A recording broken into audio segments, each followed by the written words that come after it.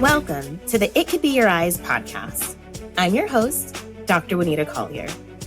Through my decades of work in the field of vision, I have met thousands of patients, parents, educators, therapists, and doctors searching for solutions to the seemingly unsolvable. Challenging traditional medicine's new normal, we'll uncover that the root cause isn't necessarily what you thought it might be. It could be your eyes. Welcome back to It Could Be Your Eyes. We are so excited today to be joined by our very good friend, Dr. Brandon Walley, who is going to talk to us a little bit today about his program. But before we get into all of this, Dr. Walley, who are you? What do you do? Where are you from, and what's your story? Well, you did a great job. Most people say Walley or something like that, so you got my name right. So Walley, like the movie, everybody knows the movie. It's a good movie, but I am an optometrist. Been practicing 17 years now. Went to the Southern College of Optometry in Memphis, and I currently live in Memphis. I met my wife when I was in school here, so ended up staying. I wanted to live somewhere like the mountains or the beach, but I'm in Memphis, so that's fine. Yeah, so just kind of like a quick background on me. Like I went to optometry school, and one of my dad's very best friends for a long time was W.C. Maples, so optometrists know him. But that's cool. So he's the reason I became an optometrist, and so he was still teaching at the Oklahoma Optometry School when I was going to interview, and so I went up there and I kind of shadowed him for a day or so, and I was in his vision therapy clinic, and I saw everything that happened there, and I thought it was really neat. And so I decided to apply to optometry school. And then I go to optometry school in Memphis. Dr. Maples is still in Oklahoma at the time. And I get into school and I'm like, I don't like vision therapy. I don't think I want to do vision therapy. And so I started, kind of like being interested in glaucoma and dry eyes and all that kind of stuff. And then during my fourth year, Dr. Maples got a job at Southern College of Optometry, and he was one of my vision therapy professors. Well, by then I was already still kind of like, I'm not doing vision therapy. And I felt kind of bad because he was always like, from day one, you graduate, you need to start vision therapy practice. And at that point, I knew I wasn't going to do that. I knew I wasn't ready. And so I didn't listen to him. And it took me 5 or 6 years of being in general private practice to kind of come around and realize, hey, maybe I should do vision therapy now. So that's kind of my background. So I've been doing vision therapy most of my career, except for those few years that I decided I wasn't going to. Well, I'm glad that you're back. Yeah. Definitely. In the light. Yes. And for those not in the behavioral optometry community, like Dr. Maples, he's a big deal. Like he is known around here. Super big deal. Yeah, that's just. And so tell us a little bit about your practice. Who do you see? What do you do? What happens in your clinic? Well, because I didn't start vision therapy from the start, I started doing primary care. And so I had really built my primary care practice up, pretty well. And so I was very busy in primary care, and I just wasn't as fulfilled as I wanted to be. And I feel like I was led to vision therapy. Just kind of multiple things happened that made me realize I need to be doing vision therapy.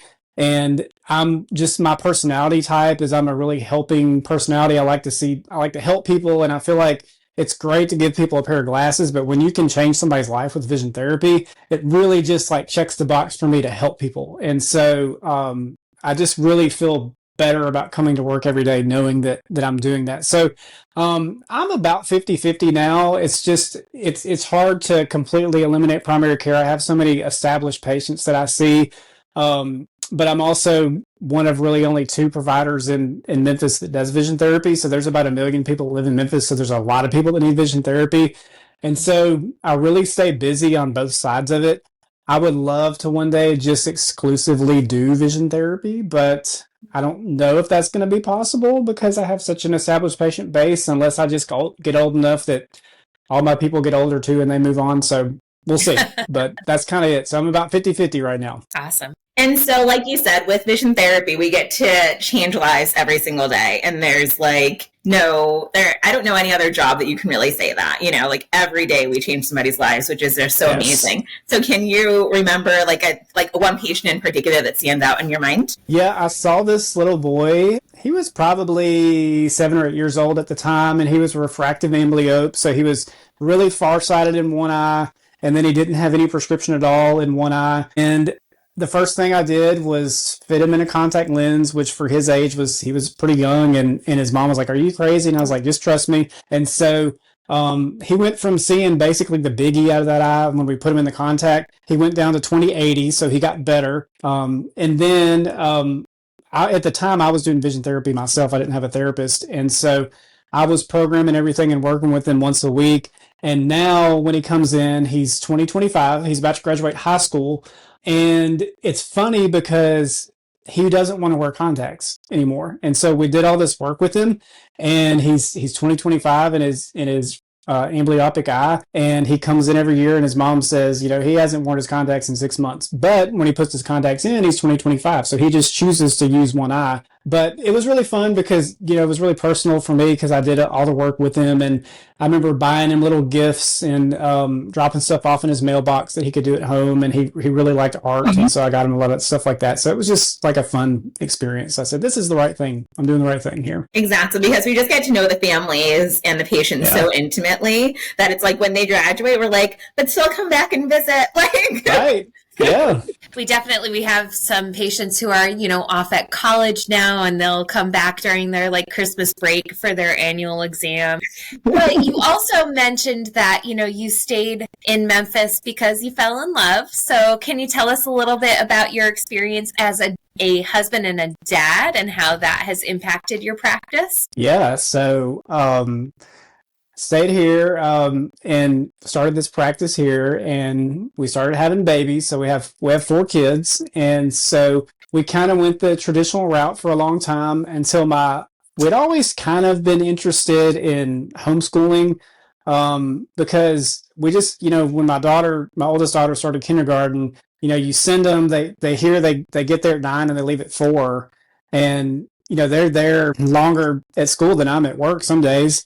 And, they come home and they're tired and they don't want to talk. They just want to watch TV and go to bed. And so you just feel like you're just losing all this time with them. And so we really just felt strongly that we wanted to homeschool, but it just seemed really overwhelming. And we kept having babies, and it kept feeling hard to figure out how to homeschool with a baby. And so eventually my oldest one was graduating from elementary school and was going to go to middle school. And so we had just heard middle school drama and all the bad stuff you hear about middle school, and we said this is probably a good time to try it. And so we just ripped the Band-Aid off and started. And so she's now in 7th grade, and then I have a 4th grader, and then I have a kindergartner, and so he was our first that we've basically started from scratch with, and he's learning to read. And so it's really cool to just see him, how he goes through the process of learning to read, and all the little frustrations and all the things that really he was getting at school that we were kind of missing out on here. And so it really just kind of gave me a different perspective in terms of how vision works and how it works with kids that are learning to read and all that kind of stuff. So that's really kind of what drove me to want to start this program that we're talking about today. And so can you give a little bit of background as far as what homeschooling looks like? Because I feel like a lot of people come up with their own ideas of what homeschooling might be. But maybe from somebody who does it and, that would be really helpful. Yeah. It's so interesting because there's so many different ways you can do it. And everybody you talk to, I feel like I just have a lot of patients in general that are homeschool parents, and they all do something different. And that's what's really neat about it. There's so many resources now out there where if you don't like the way something's going, you can just switch and do something else. And I think, when we were kids, our parents didn't really have those options, and the internet wasn't around when we were kids. And so, but we do, it's kind of a hybrid program. So my kids go 2 days a week, and they have, 2 full school days a week, Tuesdays and Thursdays. They're there from 8:30 to 2:30. And so they're getting all of their curriculum on those days, and they have teachers, and they switch classes, and they have homework and tests and everything else. but we're really responsible for making sure they get all the work done. So during the week, my wife, they have a little portal that they go to, and my wife goes in there and logs in, and it basically lays out the curriculum. I mean, you can see it from day one till the end of the school year, and she prints it out and writes down what they need to work on that day, and they just sit at the kitchen table and start working.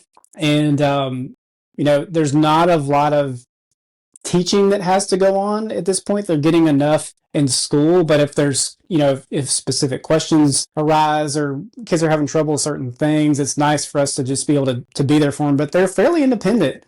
And of course, with my younger one, the kindergartner, it's the same thing, but he doesn't have this huge volume of work. If you really sit down and work with him, it's only 45 minutes or an hour worth of work as opposed to sending him to school all day. And it's nice too because, kids get bored and frustrated. Instead of making them sit there and work through 20 math questions, they can do 10 and they can go outside and play for 30 minutes and then come back and do the rest. And so it's nice to have that flexibility. And ours is, like I said, it's parent and teacher led, but there are programs that are just exclusively online. And I have some patients that come in and their kids just sit in front of a screen and they actually, have teachers that talk to them and all that kind of stuff. So there's all kinds of different programs. It's really neat. And that was another question, like you kind of answered part of it, but what do they do the rest of the time? Because my son, yeah. I'm trying to rip the Band-Aid off and get out of private school and go to public school because, yeah. But he's like, well, if I'm not going to go to private school anymore, I want to be homeschooled. And I was like, I don't know who's going to do that. Bring my friend. Guns are enough. But yeah, so what are they doing the rest of the time? Well, that's the beauty of we have, 4 kids. And so they're always entertaining each other until they decide that they're not. And then everybody's mad and all that. But the boys, the 2 middle ones, they're mostly done by noon. And so they just play. I mean, they have a good time. They love doing art and they go outside and play and all that kind of stuff.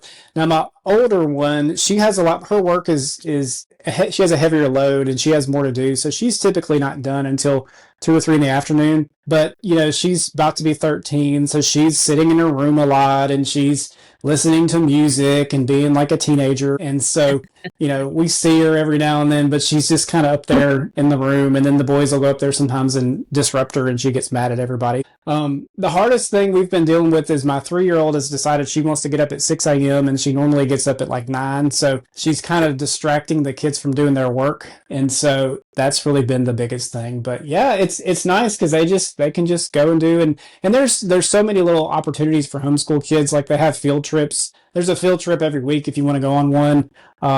There's a lot of like cool educational things that you can do, outside of the house. And it's so wonderful that, the parents really get to see and experience how their children are learning, because I know that we had a glimpse of that in COVID when parents were coming in, losing their minds essentially, like, oh my goodness, my child can't read, my child is seeing double, my child this, all of these things that they wouldn't have seen otherwise, but now they're sitting there working with them, they were actually able to see all of that. But for, your family and other homeschool families, they're able to see that right away and also kind of get ahead of it. So that seems like that's the perfect entryway into you telling us about your program. Yeah. So my course is called Vision Foundations for Reading. And so I really focus on the foundations of reading that it takes, the vision foundation. So, your eyes are very complex and there's a lot of things that have to happen when you read. And a lot of those things kids don't necessarily have the tools for whatever reason, developmentally. They have a hard time fixating, or they have a hard time making their eyes turn in, or they have a hard time focusing. And so putting all that together is really can be difficult sometimes. And it can, manifest as like attention issues or, reading difficulties. They don't want to read. And, there's certain behaviors that, maybe parents think that this child is being defiant or something like that. And it's really could just be a vision problem. And so I see that so many times. And it's frustrating too, because parents will spend thousands of dollars on this like psychoeducational testing when really their child just has a hard time moving their eye muscles and they have a hard time tracking. And if we would have just, spent a little bit of time refining that skill, we could have saved thousands of dollars on this psychoeducational and labeling our child with these diagnoses that stick with them and all that kind of stuff. So I wanted something that if a parent that was working with their child at home started noticing some of these behaviors, like if their child, like my 6-year-old, he says, this is boring, and he really he'll just kind of shut down when he's really just frustrated because he doesn't know how to do something. And so kids don't really know how to express that they're having a hard time seeing or reading. And so, but you can see it a lot more, obviously, when you're with them. And so, but I wanted something that was pretty straightforward, that we could really integrate into just a day of homeschool curriculum. So most of what they would do on my program is about 15 or 20 minutes a day. And it's just something you can just kind of interweave with it. It's video based. There's not a lot of equipment, and your child and you don't have to just sit there and just look at a program. You're not really just on a screen the whole time. You're really just watching a couple introduction videos, and then you're going and doing the work, and it builds. I kind of think about it like a vision pyramid. So it builds from really basic skills to more advanced skills. And so the goal is to just give kids everything they need to be really well-rounded visually. And say they get 6 or 8 weeks into the program and they're stuck, something's going on here. Maybe there's something that's deeper that needs to get looked at with an eye doctor, and hopefully they will have already had an eye exam. If not, if they just decided to purchase this program and go with it, something about it triggers them to go get a more comprehensive exam, preferably with a behavioral optometrist like us. So that's great, because it's so true. You can see that your child is having these difficulties, and parents are Googling everything and trying to figure out what's going on, or now Chat GPT is a doctor itself, or whatever it's doing at this point. And so parents are looking for these answers, and for the most part at the pediatrician's office, they're telling them that it's not their vision, they're 20/20. And so then a lot of parents think okay, so that means that we're all set. And if your child is 20/20 at the pediatrician's office, at least around here, they're not being referred for an eye exam. So, it's really in the parents' hands to be okay, there might be something else going on.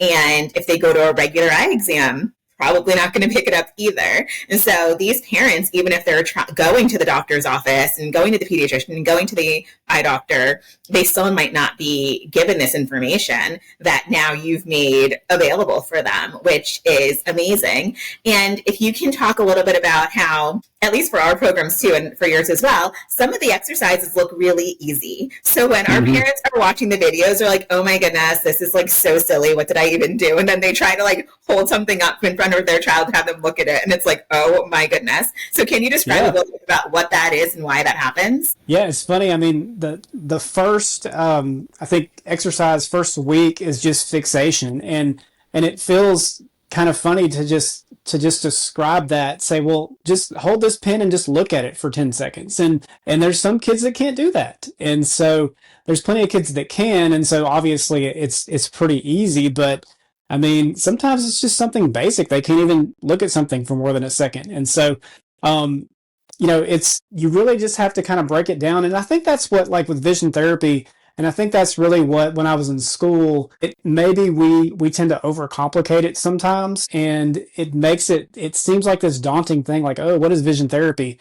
But, if I go to the physical therapist and my leg is sore, well, the odds are I'm probably just going to have to get some pretty basic stretches for my legs, and it's going to work. And so I'm oh, why didn't I just think of this myself? I could have stretched my leg, but sometimes you just don't think about it, and you don't realize how powerful the simplicity really is. I mean, just repetition of doing something simple, you just become more efficient at it. And so we don't tend to think about our eyes as muscles, and we don't think about, that possibly they may not work as well together, or they may not be as efficient as they need to be. But most of the time, you just form that you tell the eyes what to do from the brain, and you just learn that connection, the eyes and the brain connection, and it just, eventually you learn it just like anything else, and it gets better. Exactly, because if your child can't look at, a pen or, something like that for 10 seconds, then how are we expecting them to have any sort of fluency with their reading, any sort of reading comprehension,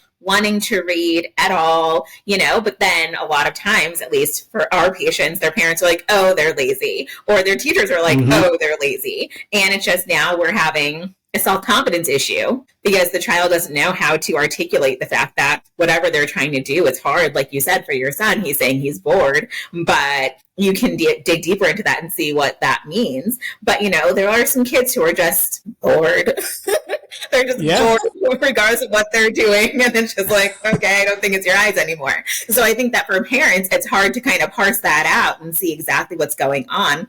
But to have something like for your program, I don't even see it as only for rehabilitation, but it seems like it being incorporated into all homeschooling curriculum would be amazing because all of these skills are necessary for appropriate reading and wanting to read and loving to read and having those visual skills. But parents don't know it. And, in the traditional schooling system, like there's other things that are like, confounding everything and all the politics of everything. But as a homeschool parent, you can like get ahead of this before it ever becomes a problem in the first place. So at what age do you think it would be good for a parent who might not be seeing anything yet, but they're doing the homeschooling, they're there with their child anyway? At what age do you recommend them starting to utilize your program and starting to incorporate some of the tenets of it so that they can make sure that their child never has an issue that they're then recovering? Yeah, I really built this program to really be for all ages, really just from starting to read to seniors in high school, even college age. I mean, but a 4 or 5 year old child could sit down and do this just as easily as an older child.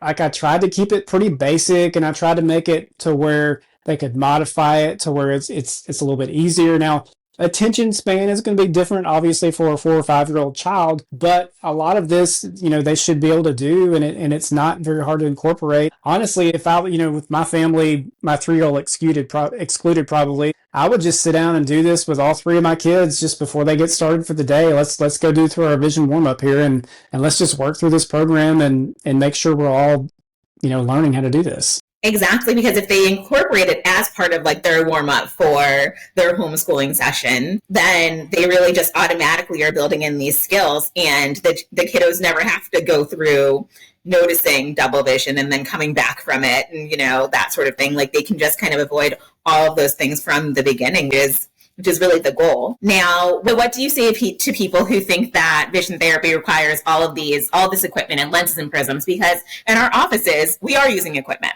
And why is it now that people can use kind of more simple tools in order and build up that visual foundation without those more sophisticated tools? How does that? Well, kind of going back to my mentor, W.C. Maples, he always said he could do vision therapy on anybody with a wolf wand. So like a wolf wand is just basically a fixation target. And so he always hated all the technology and all the stuff, when we were in school, we had all these fun things that we would, these light boards and stuff like that. He'd say, oh, I don't need any of that, just do this. And so, because he was doing vision therapy back in the 60s and 70s, and they didn't have all this technology, and kids were still getting better. Kids were still having similar issues. And so I think part of it, the technology is nice because everybody expects technology now, and it's something that helps grab attention, and sometimes it feels like a reward, and there's all the bells and whistles and the dopamine hits that come with like accomplishing a goal or something like that. And so I think we use it in office because I think it almost feels like a reward for kids to come to our office, and they want to come and they enjoy having these activities. But when it comes to homework, you just really don't need anything like that. So I just kind of look at it like these kids are just, they live 3 hours away from me. They can't come to the office. So let's find out what's going to work best for them, that, without having to invest in a whole lot of equipment or anything like that. Exactly. And since you were mentored by one of the greats, so you knew that. We learned it after Built to Read, kind of, because we created Built to Read just for our wait list, and then people came back and all of these issues were resolved, like strabismus, amblyopia, and all this, and we're like, no, it can't be, that doesn't work, you need flashing buttons, like you need all of that stuff. But you're right, like what we're really working on is how the brain is supposed to develop, and so we're going back through that developmental process and building everything up in the way that it should. And, our visual systems were not developed to need, a VR headset in order to correct your amblyopia. And so, things like that where it doesn't actually make sense as far as visual development is concerned. But like you said, people like to feel like something's like flashing and, that it's seeming more, intense than it is. And in our office, we don't have that stuff because I'm still a little bit too old school for that. But, we have more fun things. We have some flashing lights somewhere. But yeah, we're really working with visual development process. Yeah. And then you mentioned, or kind of mentioned, one of the reasons for developing the program is because you have people coming from so far. And so tell us a bit about that and how you manage like having a wait list and how everything kind of works for you there. Yeah. So, I run a pretty small office, and training a vision therapist is very hard. And you really have to find the right person, and you're trusting them with somebody else that has trusted you with their kids. And so if you really sit down and think about it, there's a lot that goes into it. And so I have one really good vision therapist, and she is great. I did have two at one point, and one of them moved away across the country. And so I said, well, maybe we can make this work with just one. And so far it's worked pretty well, but there's obviously the popular times in the afternoons and things like that after school that people want to come that end up getting filled up. So this is just a way to kind of give us more availability.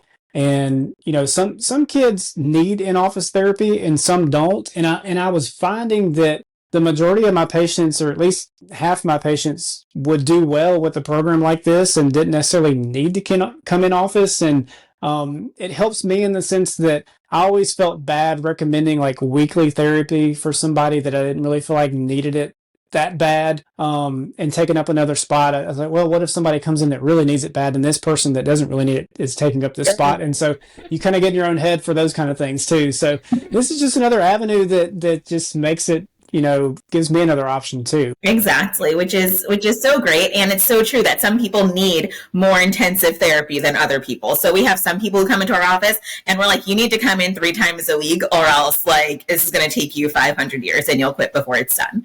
But then we have other people that it's like, come in once a month and do your your videos, your exercises at home, and you're going to be fine. And so we really get to now really titrate our program to the patient that's in front of us now. So it's just opened so many more possibilities for who we can treat. But for you, it's also opening your geographic range for what you can treat too. Exactly. That's great. Wonderful. Well, one of the things that I think a lot of people really like with in-office therapy is that like connection. Of course, they have a connection to their doctor, they have a connection to their therapists.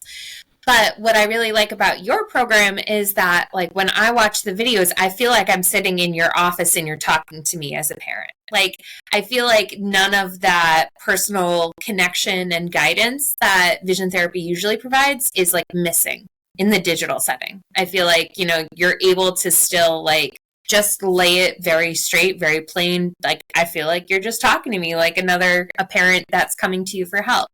And so I feel like that's a very important thing that, good quality digital vision therapy doesn't lose that piece. And you've done a really good job of that. Thank you. I appreciate that, because that was always something that I worried about a little bit is losing that connection. And it still feels funny to know that somebody may be at home doing my program right now and I'm not with them, or my therapist is not with them, but they're still doing it. It's just a weird feeling.